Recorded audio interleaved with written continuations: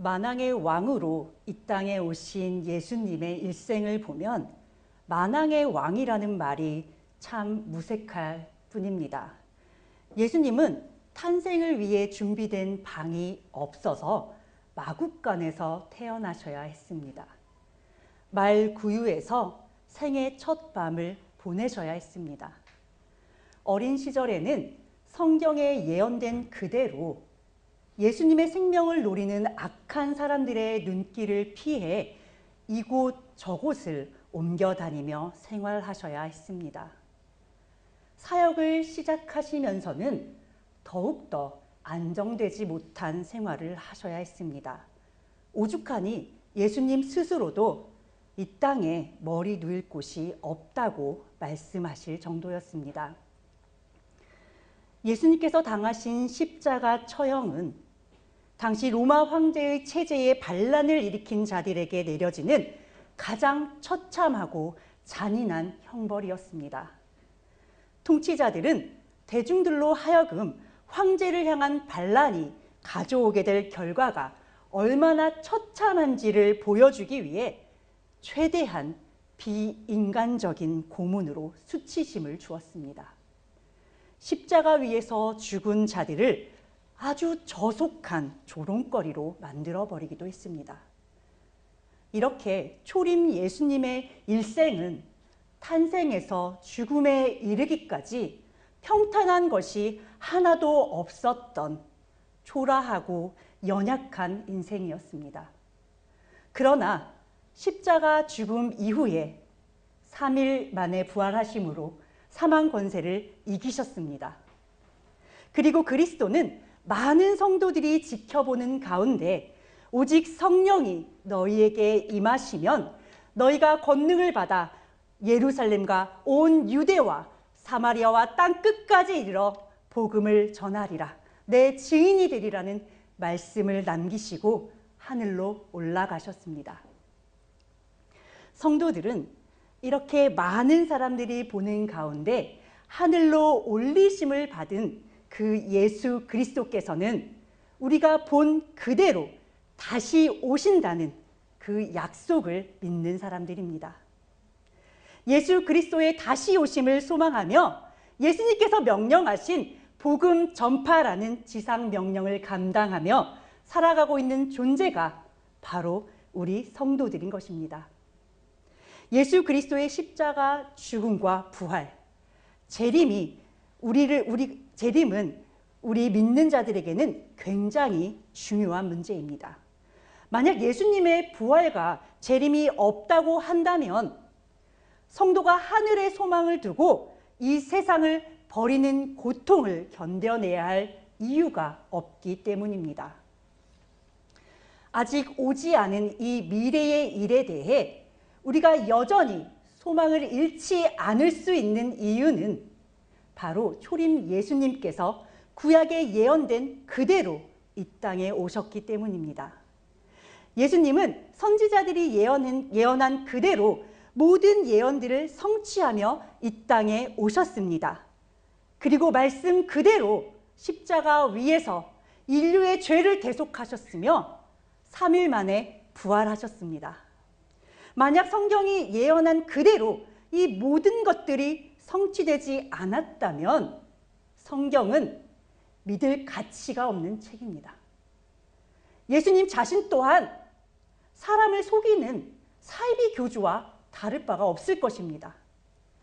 하지만 그리스도의 삶과 죽음 그리고 부활은 구약의 선지자들이 예언한 말씀 그대로 우리의 역사 가운데 모두 성취되었습니다. 사망 권세를 이기시고 하나님의 보좌 우편에 앉으신 예수 그리스도는 이제 약속하신 그대로 세상의 마지막 날에 이 땅에 영광의 모습으로 다시 오실 것입니다. 이 세상 마지막 날 성도들을 향해 나팔을 불 것이며 믿음을 가진 성도들은 그 나팔 소리와 함께 천국의 혼인잔치에 참여하게 될 것이라는 그 예언만이 지금 남아 있습니다. 요한복음 14장 3절 가서 너희를 위하여 거처를 예비하면 내가 다시 와서 너희를 내게로 영접하여 나 있는 곳에 너희도 있게 하리라. 성경의 모든 예언이 역사 가운데 성취되는 것은 매우 중요합니다.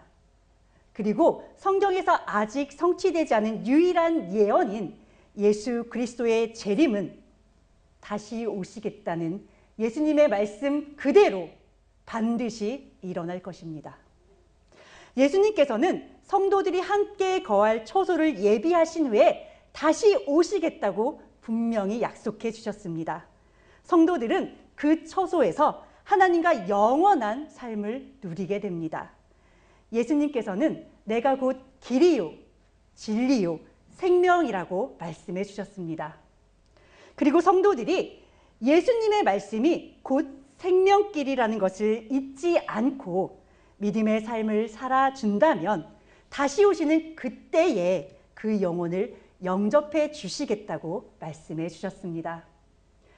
추수감사주의를 맞이한 이날에 다시 오실 예수님에 대해 전하는 것이 다소 의아하실 수 있을 것입니다. 그러나 우리가 보내고 있는 지금 이 시대를 보면 성경의 곳곳에서 예언하고 있는 그대로 마지막 때의 징조가 나타나고 있습니다.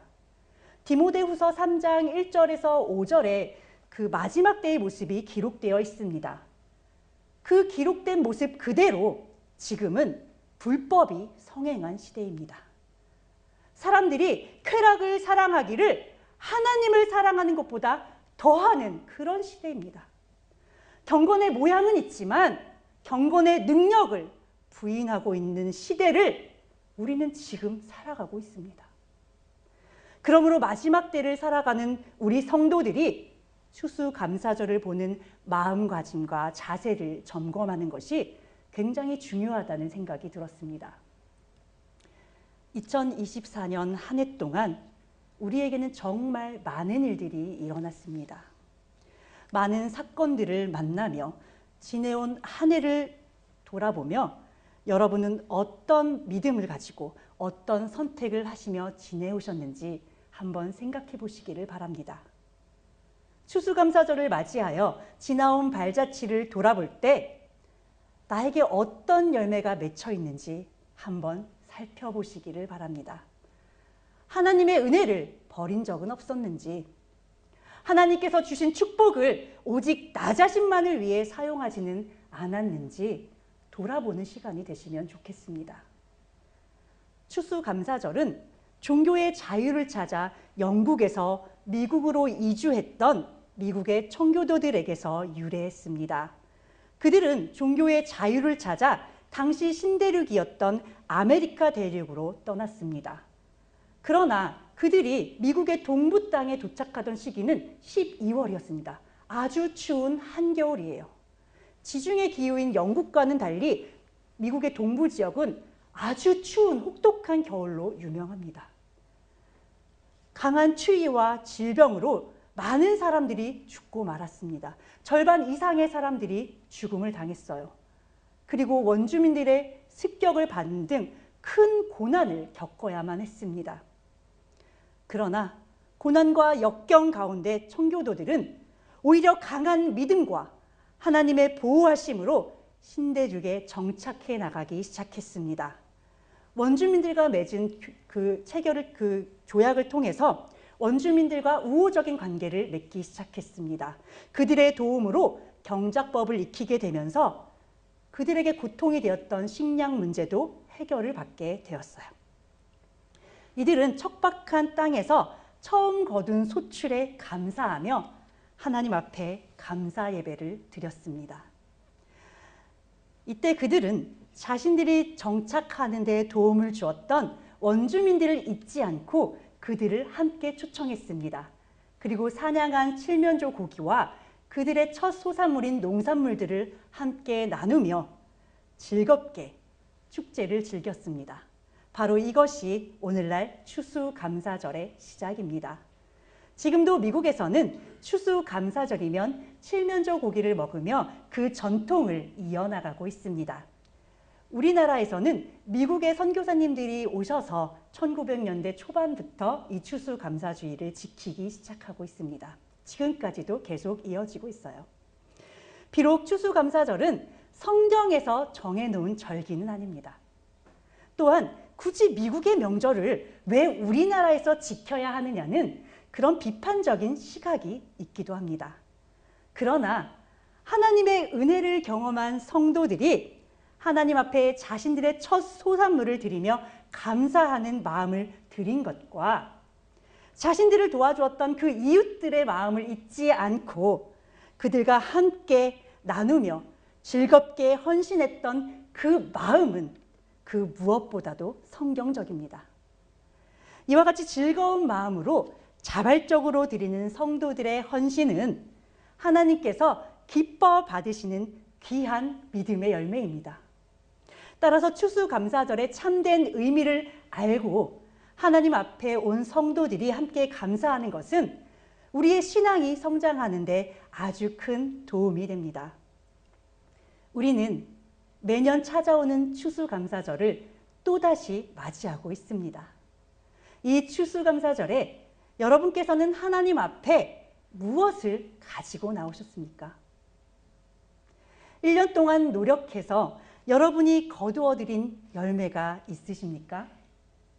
그 열매를 맺을 수 있었던 것이 하나님의 은혜였음을 고백하며 감사로 하나님께 드릴 여러분들의 열매가 무엇인지 굉장히 궁금합니다.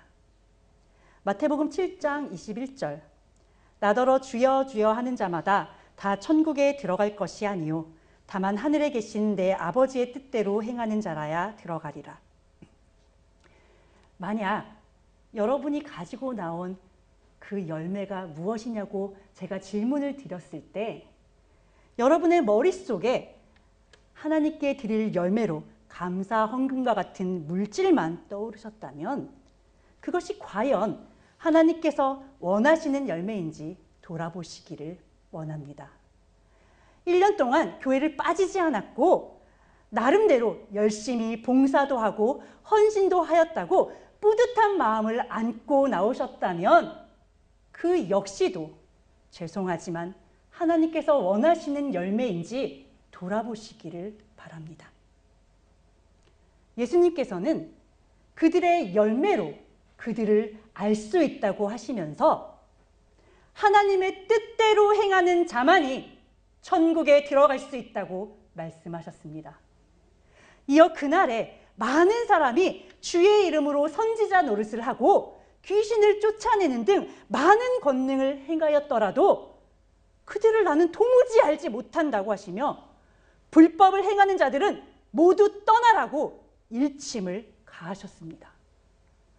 이것은 우리가 생각하고 있는 열매와 하나님께서 생각하시는 열매의 기준이 다르다는 것을 뜻하며 이는 신앙생활을 하는 우리 성도들에게는 굉장히 심각한 문제입니다. 성도로서 하나님의 이름을 위하여 믿음의 행위를 드렸던 그 모든 것들이 하나님께서 하나도 열매로 받으실 수 없는 것들이라면 우리는 마지막 때에 문 밖에 서서 이를 가는 자가 될 수밖에 없습니다. 얼마 전 목사님을 모시고 함께 하와이에 다녀왔습니다.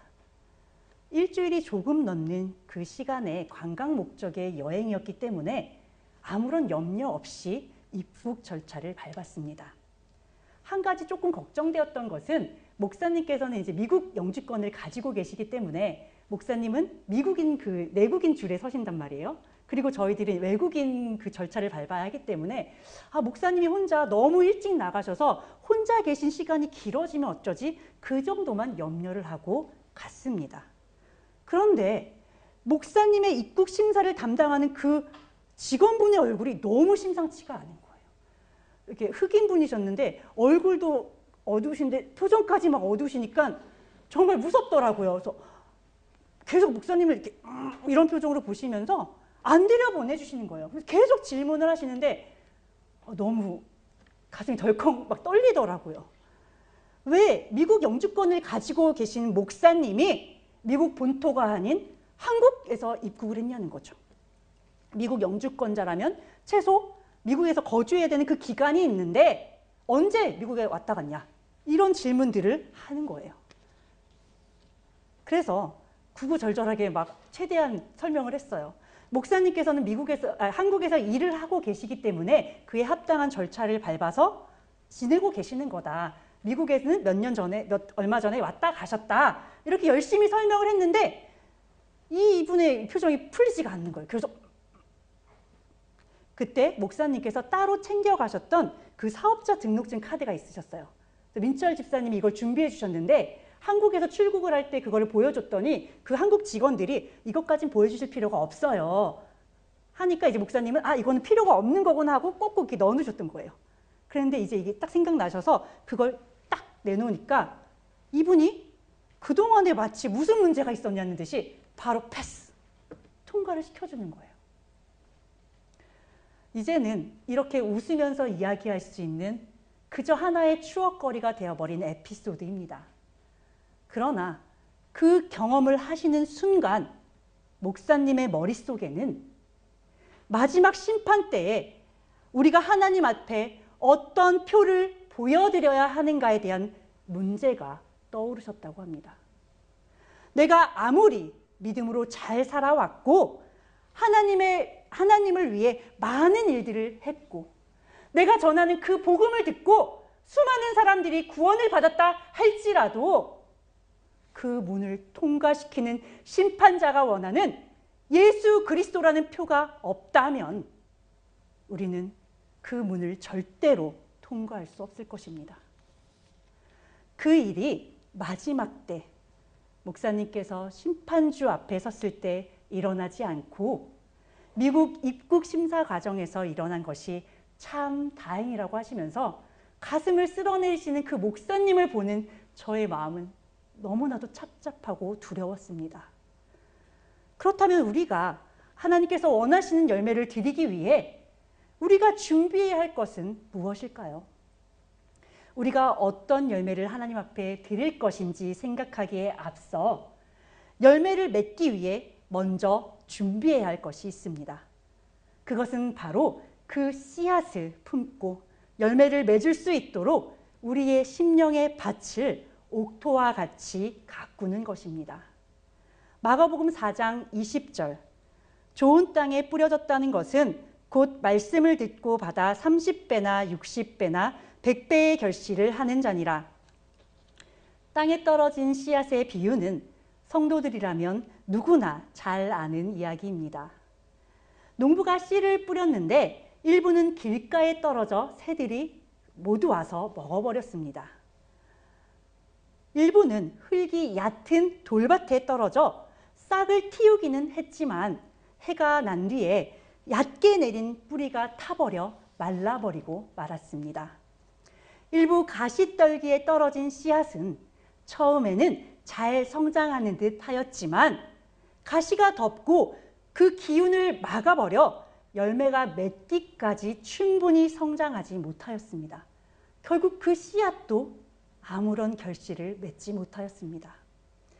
마지막으로 좋은 땅에 떨어진 씨앗은 무성하게 자라 결실을 맺게 되었는데 그 결실이 처음 심은 씨앗의 30배 혹은 60배, 100배까지 되었다는 비유입니다. 예수님은 이 말씀을 하실 때 바닷가에서 하셨어요.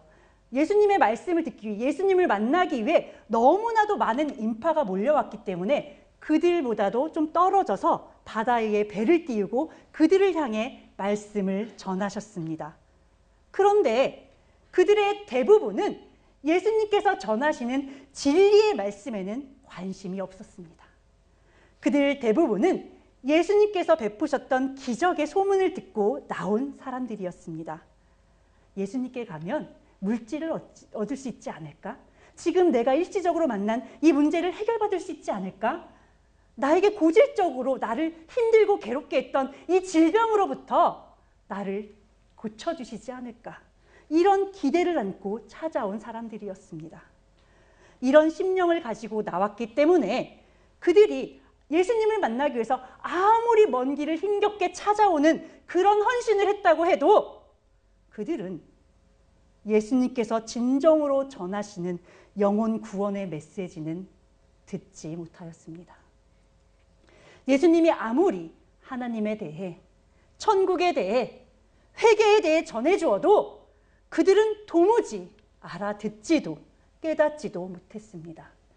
이런 그들에게 비유로 말씀을 마치신 예수님께서는 들을 귀 있는 자들은 들으라, 이렇게 말씀하셨어요. 이 말씀은 들을 귀가 있음에도 불구하고 알아듣지 못하는 것이 죄라는 경고의 말씀입니다. 이처럼 하나님은 사람들이 모두 천국에 들어갈 수 있도록 믿음의 근본이 되는 말씀을 허락해 주셨습니다. 그러나 동일한 말씀을 들어도 어떤 심령은 싹을 아예 틔우지 못하기도 하고 어떤 심령은 100배의 결실을 맺기도 합니다. 우리가 하나님의 말씀을 제대로 듣고 아는 것이 물론 굉장히 중요합니다. 그러나 그 말씀대로 살기 위해 악한 심령을 갈아엎는 것이야말로 훨씬 더 중요하고 우선되어야 하는 것입니다. 악하고 강팍한 심령을 갈아엎어야만 잡초와 같은 세상의 욕심과 교만한 마음이 자라지 못하기 때문입니다. 따라서 우리는 어떤 열매를 들을지 고민하기에 앞서 우리의 심령을 열매를 저절로 맺게 하는 옥토와 같은 심령으로 가꾸어야 합니다. 하나님께서 지금 너의 심령은 단단한 길과 같아. 너의 심령은 돌이 가득한 돌밭이야. 너의 심령은 가시덤불이 너무 울창해. 이렇게 말씀하신다면 그 즉시 단단한 심령을 갈아엎어야 할 것이며 돌을 골라내야만 합니다.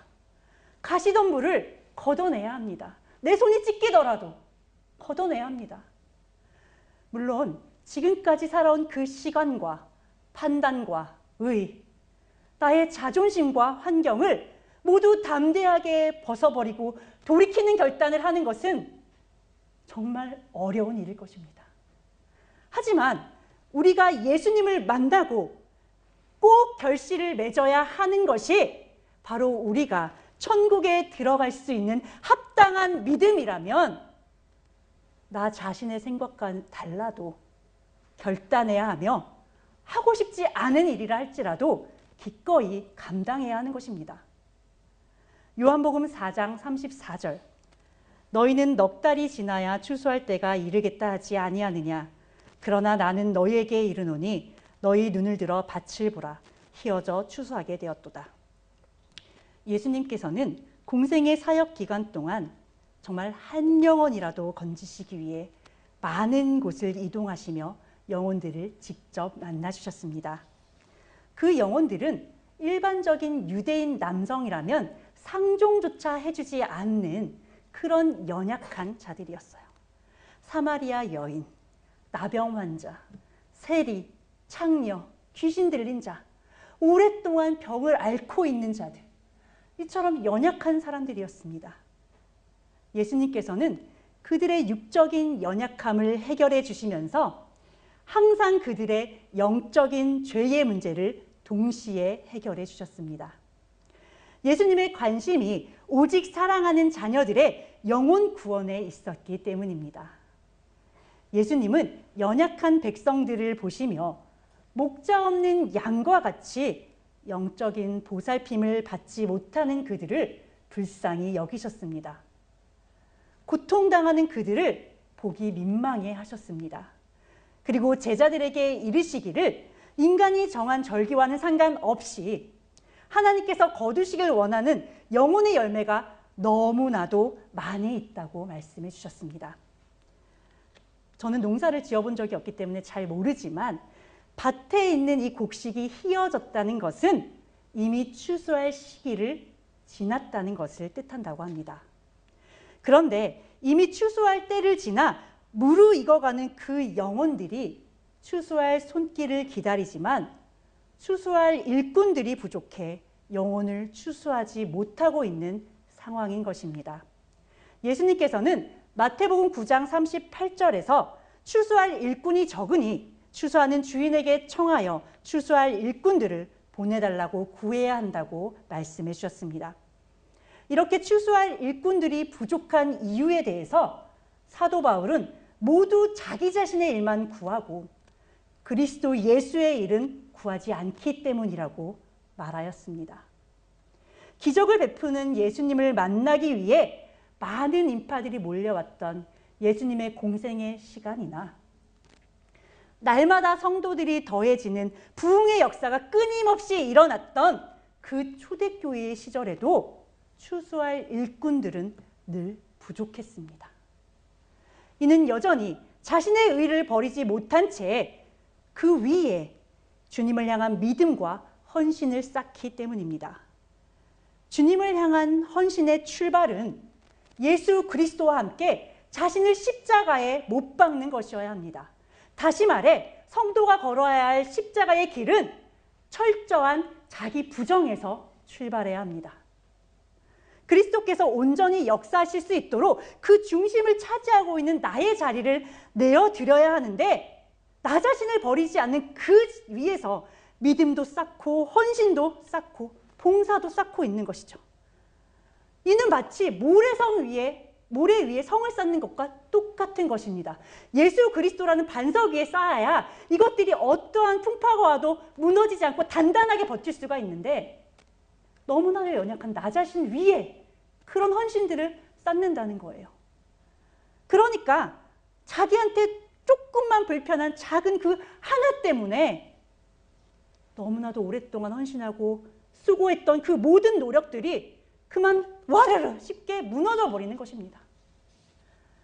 자, 우리의 심령에 담긴 물이 맑아야만 그 물을 하나님께서는 갈급한 영혼들을 살리는 데 쓰실 수가 있습니다. 그런데 우리들은 근본적으로 죄를 타고난 자들이에요. 우리 스스로는 우리가 가진 심령의 그 물을 깨끗하게 할 수 있는 힘이 없습니다. 오직 예수 그리스도께서 능력으로, 은혜로 우리의 심령의 안에 있는 찌꺼기를 모두 흘러넘칠 수 있도록 은혜를 콸콸콸 넣어주셔야 돼요. 그래야 바닥에 있는 티끌까지도 모두 남김없이 다 나올 수 있는 거예요. 그렇게 티끌조차도 남아있지 않은 예수 그리스도의 온전한 능력과 은혜를 하나님께서는 떠서 갈급한 영혼을 살리는 데 사용하실 수 있습니다. 그런데 만약 내가 그래도 지금까지 모아놨는데 너무 안 돼, 이거는 뺏길 수 없어. 저 심령 깊은 바닥에 이거를 막 억지로 잡아두는 거예요. 예수님이 아무리 은혜를 부어주셔도 끝까지 그걸 놓지 않아. 자, 물이 잠잠할 때는 괜찮습니다. 깨끗해 보입니다. 이게 깨끗하네. 하나님이 바가지를 넣어서 떠오려고 하는 순간에 밑에 가라앉아 있던 그 찌꺼기들이 자꾸만 그 바가지로 들어오는 거예요. 하나님께서 도저히 갈급한 심령을 위해서 이 물을 떠주실 수가 없는 겁니다. 이것과 같은 이치라는 거예요. 우리가 나 자신을 버리지 않고 그 위에 아무리 헌신과 노력과 믿음을 쌓아도 그것은 하나님 앞에 상급이 될 수 없습니다. 내 자신의 것을 아까워하지 말고 하나도 남김없이 버려야만 그 위에서 그리스도의 십자가의 능력이 나타날 수 있습니다. 오직 예수 그리스도만 인정하고 받으시는 하나님께서 우리의 심령을 기뻐 받으실 수 있는 것입니다. 하지만 매우 안타깝게도 지금은 예수님께서 이 땅에 오셨던 그때나 초대교회 시대보다도 상황이 훨씬 더 열악합니다. 예수님께서 이 마지막 때를 뭐라고 하셨냐면 인자가 올 때에 그가 세상에서 믿음을 찾아볼 수 있겠느냐고 말씀하셨어요. 바로 그 마지막 때가 지금입니다. 참된 믿음을 가진 자, 예수 그리스도의 십자가에 자신을 철저하게 못 박고 온전히 헌신하는 자가 지극히 부족한 시대입니다. 온전히 헌신할 일꾼도 부족하지만 더 이상 추수할 열매도 없는 그런 강팍한 시대가 아닙니까? 이렇게 반문하는 분들이 계실 수도 있습니다. 그런데 너무 아이러니하게도 이렇게 사랑이 식어지고 불법이 성행하는 시대이기 때문에 참된 진리와 사랑을 향한 영혼들의 갈급함은 더욱더 커져만 가고 있는 시대이기도 합니다. 다만 그들은 스스로 선하신 하나님을 찾을 능력이 없습니다. 그렇기 때문에 그들은 끊임없이 하나님의 진리를 거짓된 것으로 바꾸고 우상을 경배하고 섬길 뿐입니다. 지금 세상을 보세요. 우죽순 생겨나고 있는 점집들, 사주 카페들, 정말 젊은 친구들이 아무런 꺼리낌 없이 재미삼아 그곳을 방문합니다. 영적인 요소를 가미한 드라마나 영화가 흥행하는 것들을 보지 않습니까? 사람들의 관심이 영적인 것을 향해 있다는 것을 방증하고 있는 것입니다. 따라서 지금은 그 어느 때보다도 영혼들이 공허함을 거짓된 것으로 채우며 더 심한 영적 갈증을 느끼는 그런 시대입니다. 그러므로 우리는 영혼을 위해 추수할 일꾼들이 절실하다는 것을 알아야만 합니다. 갈급한 영혼을 하나님께로 인도할 추수할 일꾼들이 되기 위해서는 하나님의 말씀을 바로 알아야 합니다.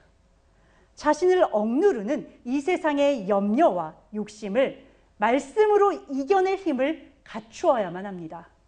하나님의 말씀이 살아서 역사하실 수 있도록 기꺼이 자신을 내어드리는 헌신을 할 수 있어야 합니다. 세상의 종말이 먼저 오든 내 개인의 종말이 먼저 오든 우리에게는 이제 남은 시간이 많지 않습니다. 이제 성도들은 마지막 때를 믿음으로 살아가며 다시 오실 재림의 주님을 맞이할 준비를 해야 합니다.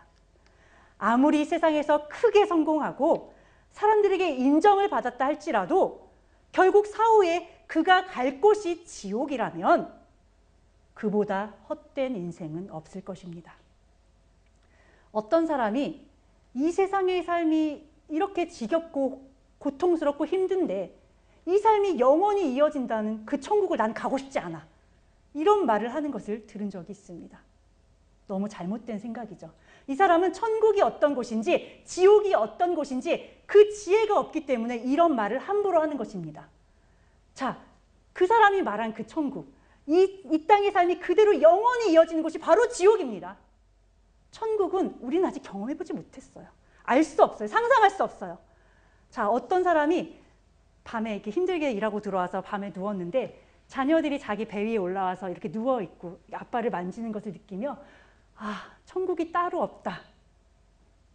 그 잠깐 느꼈던 그 기쁨, 그 평안함, 만족감, 그것이 영원히 이어지는 곳이 바로 천국입니다. 자, 이 땅에서의 그런데 이 땅에서의 삶을 마친 후에는 우리가 사후세계를 만나게 되는데 이 지옥과 천국 그 두 가지밖에 없다는 것입니다. 지옥이나 천국은 시간의 개념이 없는 영원히 삶을 살아가는 곳입니다. 천국과 지옥으로 갈라지는 기준은 오직 육을 입고 살아가는 이 세상의 삶을 어떤 믿음을 가지고 살아냈느냐에 달려 있습니다. 구원의 기회는 육의 생명이 살아있을 때만 주어지기 때문에 목숨이 끊어지는 순간 모든 기회는 사라지고 맙니다. 우리가 인생 가운데 만나는 모든 사건들, 그 인간관계가 하나님께서 구원을 위해 우리의 마음을 계속 두드리고 계신 그 기회라는 것을 깨닫기를 바랍니다. 우리가 이것을 깨닫는다면 하나님께서 우리에게 얼마나 많은 구원의 기회를 주고 계시는지 알 수 있습니다. 육과 영혼이 분리되고 나면 아무리 울어도 소용이 없습니다. 다시 한 번만 제발 나에게 기회를 달라고 아무리 애원을 해도 할 수가 없습니다. 아무 소용 없습니다. 하나님께서는 이미 이 땅에서 충분히 많은 기회를 주셨기 때문이에요. 자신의 능력을 믿는다던가 지금은 세상 일이 바쁘니 내일 하겠다는 그런 말은 생명의 주인이 하나님이심을 안다면 절대로 할 수 없는 말입니다. 즉시 순종하지 않을 수도 있는 것 아닙니까? 이렇게 말할 수도 있어요. 그렇지만 너무 안타깝게도 하나님의 일에는 중간이 없습니다. 즉시 순종하지 않는 이 완악함은 그 자체로 사탄의 편에 서는 길입니다. 거듭 강조하지만 하나님 앞에 중간지대는 없습니다. 우리는 사탄이 왕노릇하는 사탄의 편에 설 것이냐, 하나님 편에 설 것이냐, 이 양당간 결정을 내려야만 합니다. 주님 편에 서길 원하신다면 지금 당장 주님의 충성된 일꾼으로 서야만 합니다. 다시 오시겠다고 말씀하시고 승천하신 예수 그리스도가 명하신 대로 땅 끝까지 그 복음을 들고 나아가야 합니다. 추수할 곡식은 많으나 추수할 일꾼이 없어 탄식하시는 그리스도의 그 안타까운 탄식의 음성에 귀 기울이시기를 바랍니다. 이사야처럼 내 자신이 하나님께서 찾으시는 그 일꾼이 되어드리기 위해 주님, 내가 여기 있사오니 나를 써주십시오. 나를 보내주시옵소서. 이렇게 그 부르심에 응답하시기를 바랍니다. 그 부르심에 응답하시기 위해 말씀의 풍성이 거하심으로 말씀의 능력이 온전히 나타나는, 그래서 마지막 때 하나님께서 원하시는 귀한 믿음의 열매를 많이 드릴 수 있는 여러분과 제가 되기를 간절히 소망합니다. 기도하고 마치겠습니다. 사랑과 은혜가 충만하신 하나님 아버지, 오늘 추수감사주의를 맞이하여 주님께서 주신 은혜를 돌아보는 시간을 갖게 하시니 감사드립니다. 하나님께서 주신 사랑은 이미 완성된 사랑이며 더하거나 뺄 것이 없는 완벽한 사랑인데, 그런 사랑을 받은 저희의 두 손은 늘 부끄럽기만 합니다. 그럼에도 불구하고 돌아온 탕자를 위해 귀한 예수 그리스도의 옷을 입혀주시며 잔치를 베풀어 주시고 저희를 사랑하는 자녀라 말씀해 주십니다. 더 이상 아버지의 사랑을 의심하지 말라고, 아무것도 두려워하지 말라고 오히려 저희를 위로해 주십니다. 위로하시는 그 손길에 힘입어 이 자리에 나온 저희들의 상한 심령을 받아주시옵소서. 아버지 앞에 철저하게 회개하며 돌이키는 심령을 드리오니 저희들을 주님의 사랑으로 덧입혀 주시고 저희로 하여금 그저 그 사랑에 감사하며 하나님의 부르심에 화답하고 아버지를 사랑하는 자들이 되게 하여 주시기를 간절히 소망합니다. 이미 완전한 사랑을 주신 하나님의 크신 사랑 앞에 마음과 뜻을 다해 충성하는 저희들이 되기를 간절히 바라며 유일한 생명의 길이 되어주신 예수 그리스도의 이름으로 기도드립니다. 아멘.